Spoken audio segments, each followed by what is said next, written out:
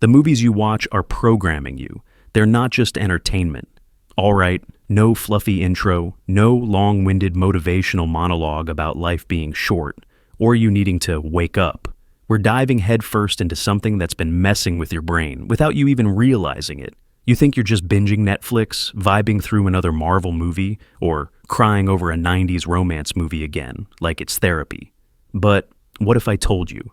That screen is not just showing you fiction. It's training your expectations, rewiring your desires, and low-key turning you into someone else. Oh, by the way, I always feature my favorite comment from the last video at the end, so stick around to see if it's yours. Let's go. Number 1, movies don't entertain you, they rewire you. First of all, you don't watch movies. Movies watch you. Every time you sit back, relax, and turn your brain off, that's exactly when you're the most vulnerable. It's when your brain says, cool, let's absorb everything without questioning it. And the movie aims to reprogram you.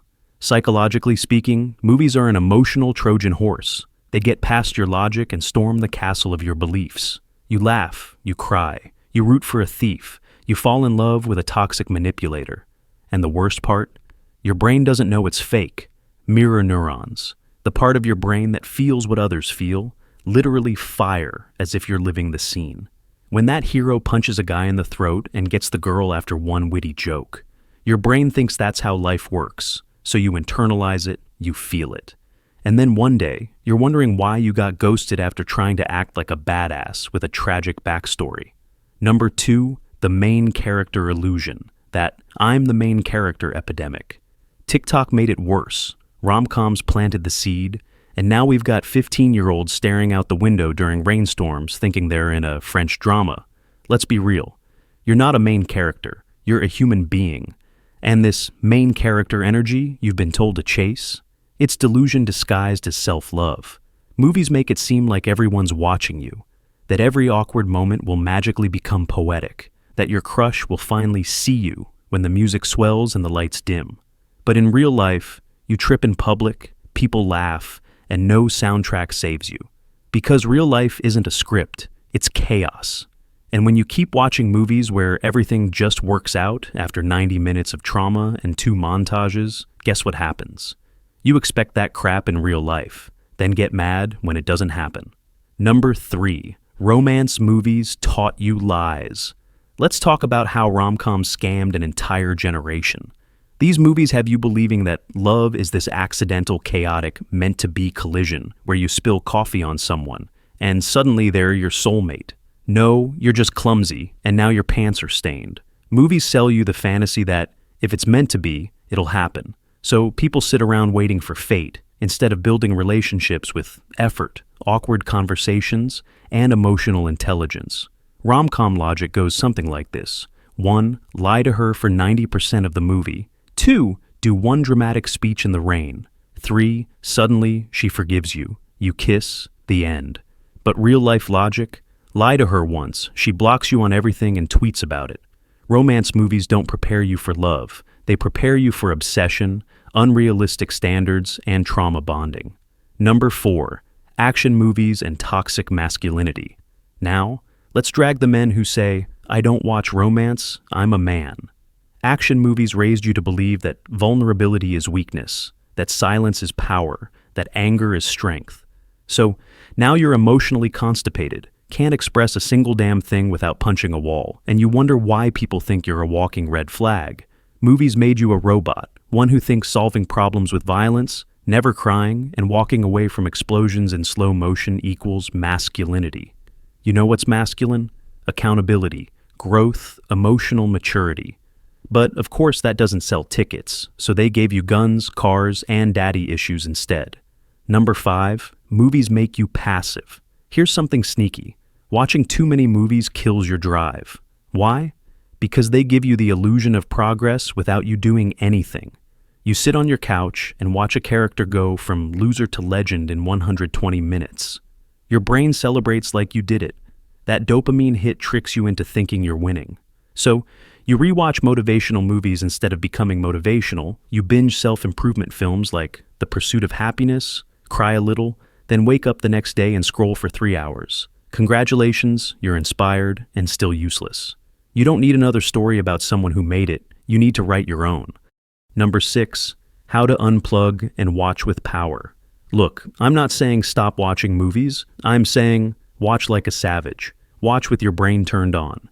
Here's how. 1. Stop identifying with the character. Study them like a case file. What worked? What didn't? What's exaggerated? 2. Watch with detachment.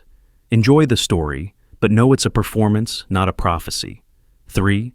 Take what's useful, dump the rest. Use movies for style, mood, creativity, but not for life advice. 4. Balance it with reality.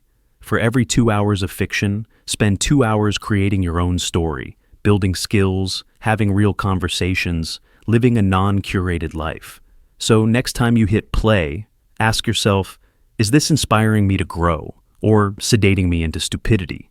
Because movies aren't just stories, they're scripts your brain wants to follow.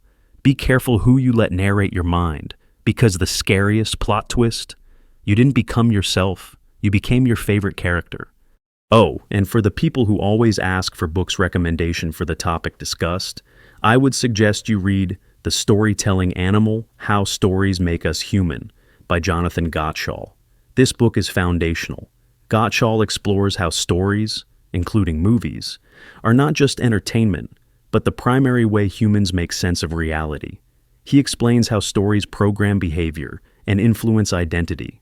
One of my favorite quotes from the book says, "We are, as a species, addicted to story.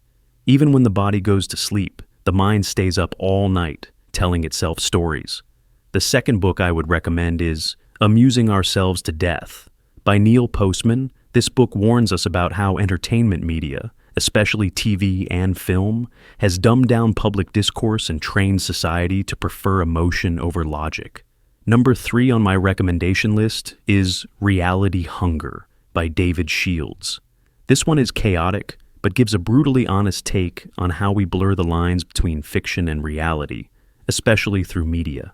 It's a wild mix of truth bombs about how pop culture has infected the way we think, live, and even perform ourselves. The 4th book on my list is Seduced by Story: The Use and Abuse of Narrative by Peter Brooks. This one argues that we've become addicted to narrative logic and now try to force real life to behave like a movie plot. It put up a strong argument that addiction makes us easy to manipulate and impossible to satisfy.